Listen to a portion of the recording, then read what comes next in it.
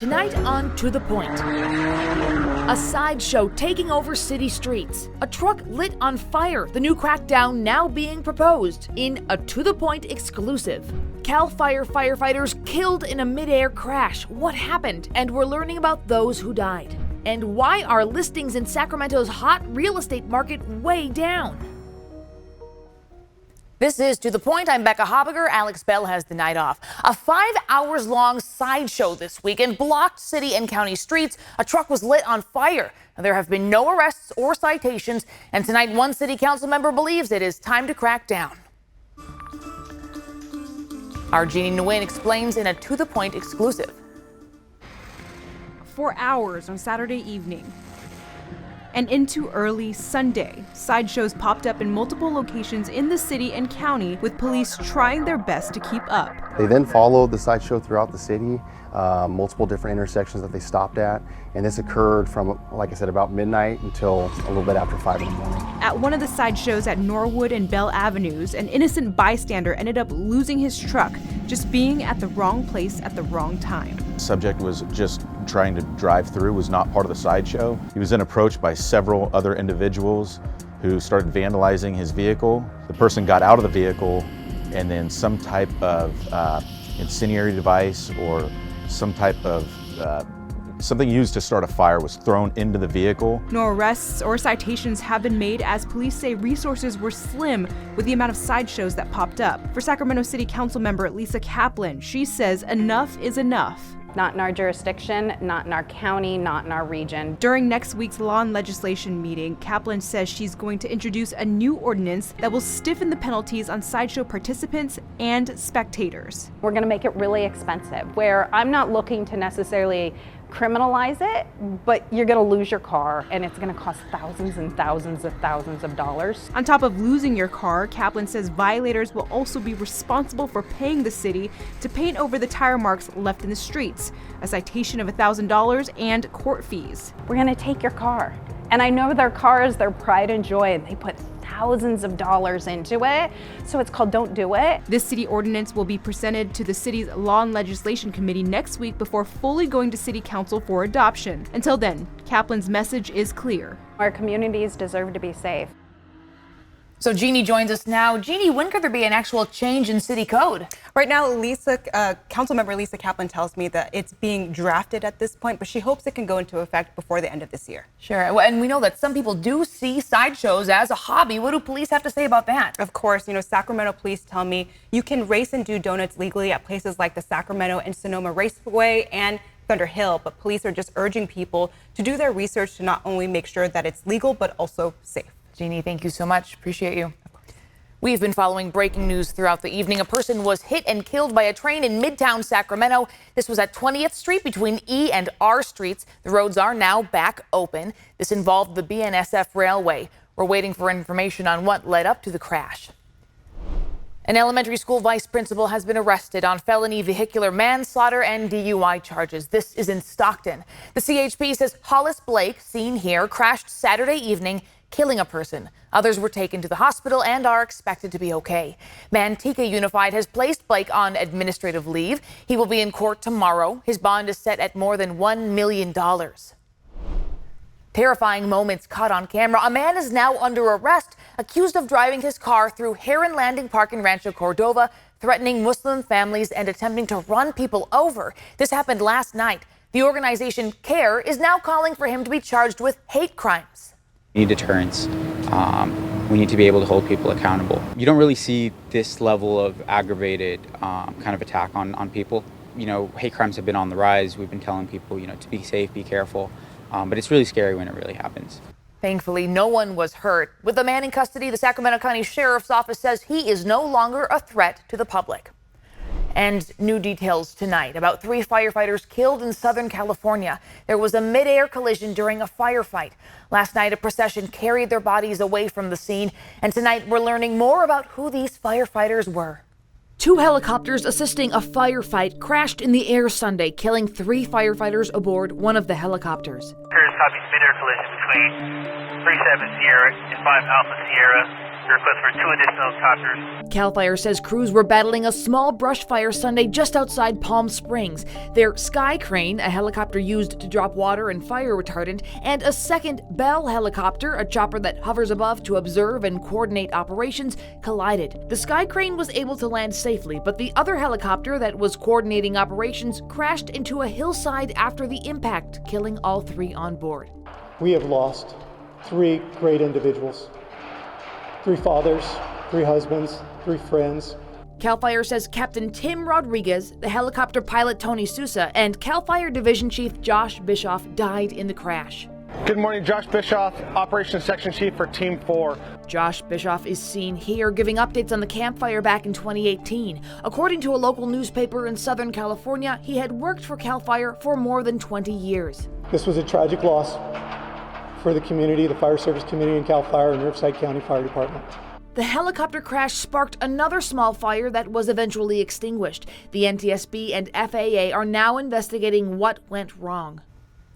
Governor Newsom says on behalf of all Californians, our thoughts and heartfelt sympathies are with the loved ones, friends, and CAL FIRE colleagues. This terrible tragedy is a reminder of the dangers our courageous firefighters face daily while working to keep our communities safe. We owe them our deepest respect and gratitude, and will always honor their bravery and sacrifices. Flags at the state capitol are being flown at half staff. Now, some people have been asking if this crash involved the new night flying technology we've talked to CAL FIRE about.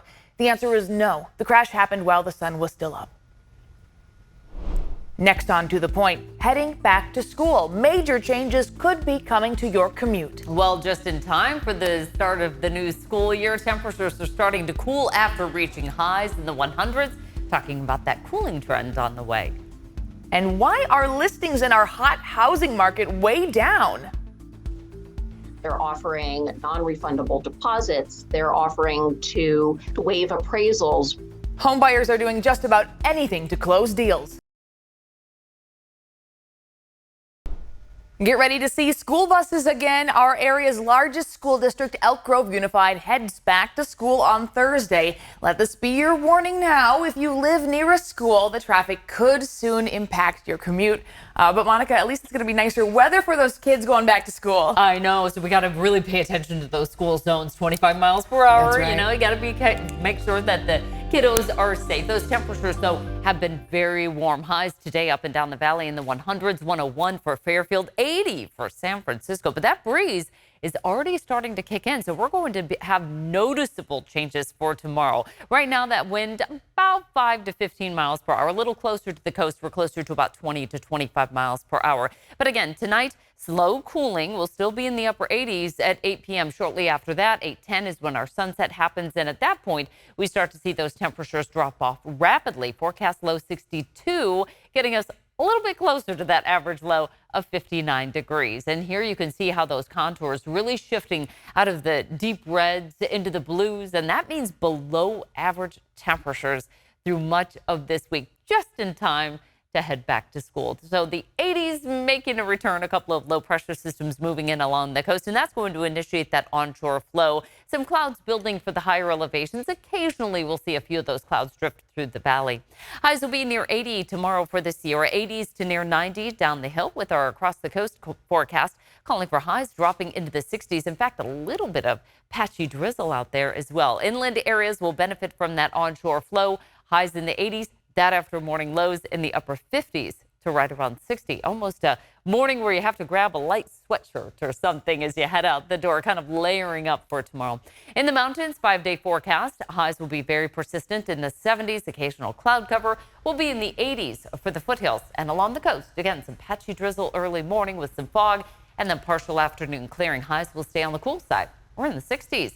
Our 10-day forecast will stay in the 80s to right around 90 through the rest of this week. We earned it after a warm start for this first weekend of August, and then we'll get back to the heat as we head towards the end of the upcoming weekend into next week, Becca. Monica, thank you. Aerial spraying continues tonight in Yolo County. They're trying to limit the spread of West Nile virus.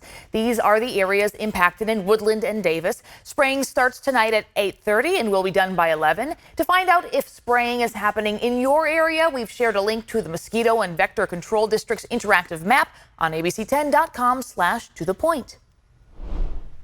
So why are listings in our hot housing market way down? The search is on for thieves tonight caught on camera stealing motorcycles. This is security camera video from inside Capital Yamaha on Auburn Boulevard in Sacramento. The shop tells us they are offering a $2,500 reward to anyone with information on who these people are.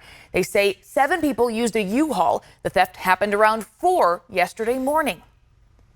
Forgive thy neighbor. Tonight, a church youth group in Vacaville says they're not holding a grudge against a man accused of stealing from them.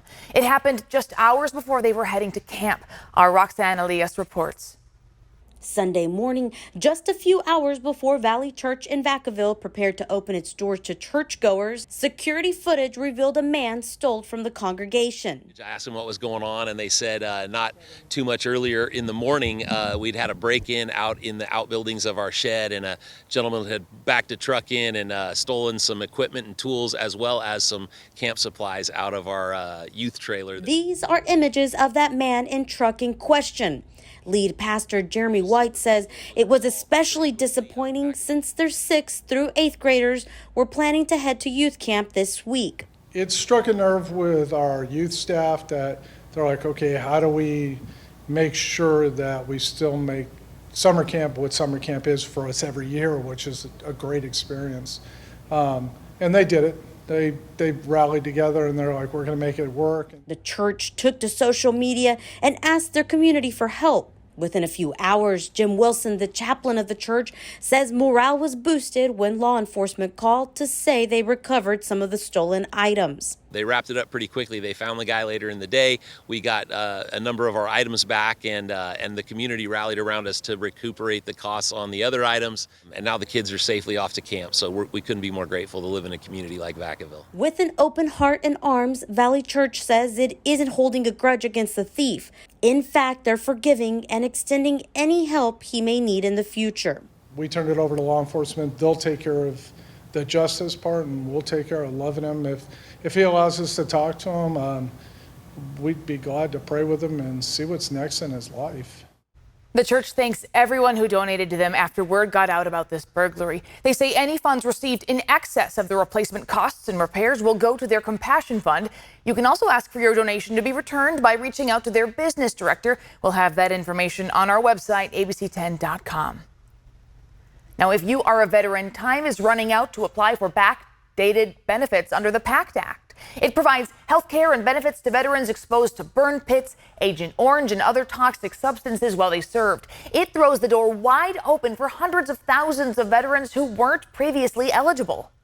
And so for veterans that are thinking, did I have a toxic exposure? Do I have a chemical hazardous experience while I was in the military? If they file their claim before August 9, they're going to get a whole year's worth of additional service disability payments because it'll retro back. Now, in order to receive these benefits, veterans must start the application process before Wednesday, August 9th. Well, another one bites the dust in California's insurance market. Today, Kemper announced it's exiting the preferred home and auto insurance market altogether. Across the U.S. in 2022, across California, that is, Kemper ranked 13th in the state for property and casualty insurance. Now, it writes about 5% of the state's auto insurance across various categories. It writes less than 0.5% of the state's fire insurance and homeowners' multiple peril policies. This follows news in recent months of several insurance companies limiting business in some way in California, including State Farm, Allstate, Farmers, and more.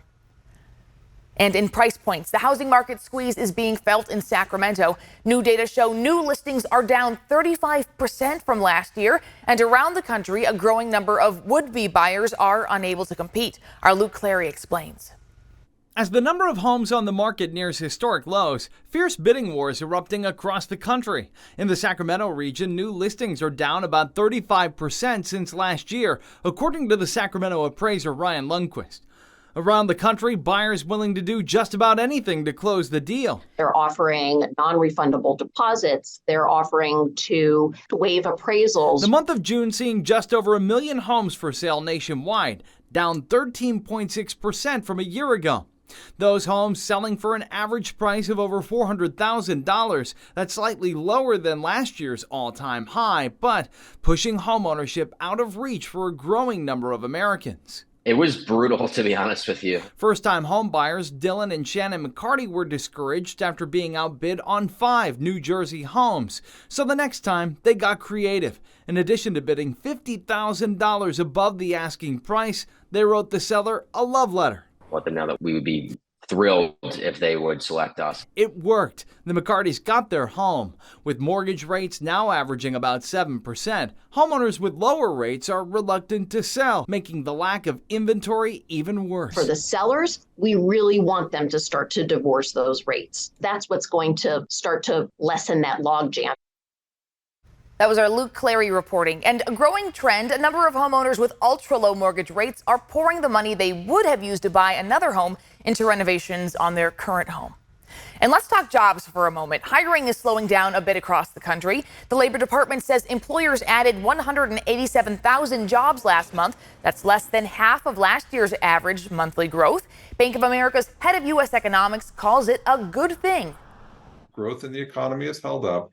Demand for labor remains strong, but inflation is at least gradually ebbing lower. So on net, I think this is a very good thing for U.S. workers and the U.S. economy. And get this, last month's numbers could be a reason for the Fed not to raise interest rates again. And some food for thought. A study by 2 tech companies show that letting workers work from home at least part of the week may be the key to attracting new people. The companies found that at least 1 day of remote work a week boosted staffing levels at nearly twice the rate of employers that require people to be in the office every day. Meanwhile, hard data show people that work from home are not so productive. Economists at MIT and UCLA found that workers are 18% less productive than those in the office.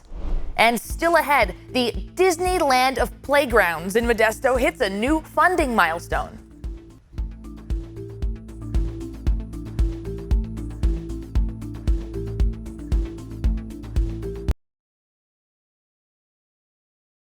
Coming up tomorrow on To The Point, new developments in the efforts to add on to the Sacramento County Jail. Tomorrow, the Sacramento County Board of Supervisors will vote on a new proposal to spend $654 million on the main jail expansion.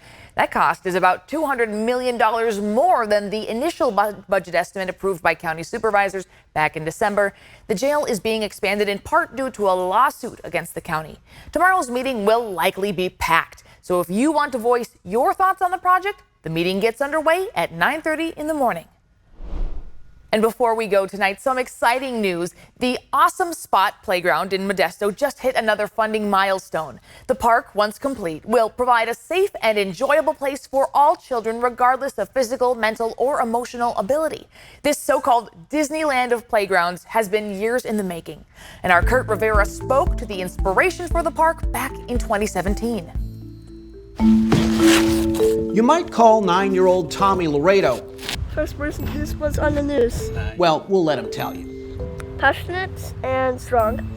The rambunctious, outgoing tech dude in a wheelchair since 2. What? Getting around in the sand can be a chore. But with a smooth surface soon, no more.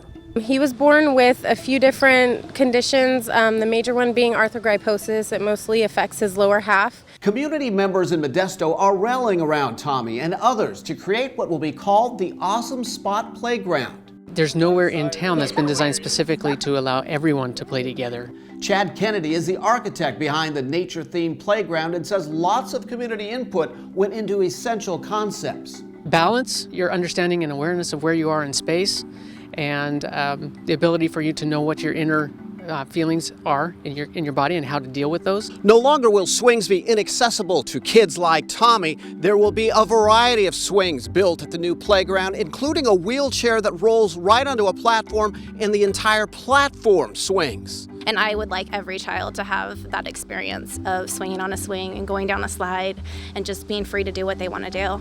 I'd rather roll a 26-mile marathon than push this. And even adults can get in on the fun, those who have family or friends who also have difficulty navigating a basic playground. It's still very difficult to go through the sand. The cost, $2.5 million, just over 10% raised to be built summer next year.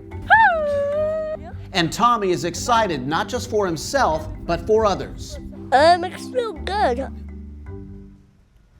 The awesome spot broke ground last year. The city of Modesto just put another $400,000 toward the park. Now, the park is at 75% of its total funding goal. And if you'd like to help, we have a link on abc10.com/tothepoint. And of course, we always want to hear what's going on in your community. I've got Instagram and Facebook, even X, formerly Twitter, or you can shoot the team an email at tothepoint@abc10.com. Have a great night. Jeopardy's next.